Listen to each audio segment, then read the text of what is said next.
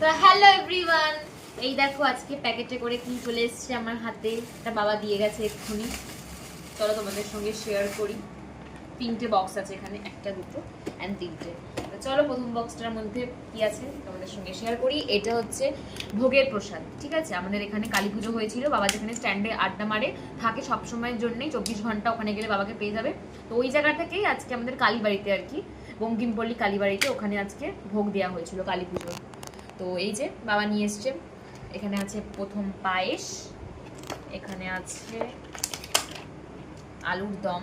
Wow, ভীষণ সুন্দর, দেখতেই লোভনীয় লাগছে, আর খেতে তো আরো ভীষণ সুন্দর ভালো হবে। আর আছে এখানে বড় কন্টেনারে পোলাও। তো চলো আজকে তো একদম জমিয়ে খাওয়া দাওয়া আজকে চলছে। বিরিয়ানি? হ্যাঁ, এমনি চলছে।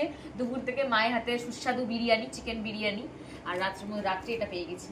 যদিও এটা আমরা একা খাবো না, আমি আর বোন দুজনে খাবো না, সবাই মিলেই খাবো। ঠিক আছে, তো চলো সবাইকে টাটা।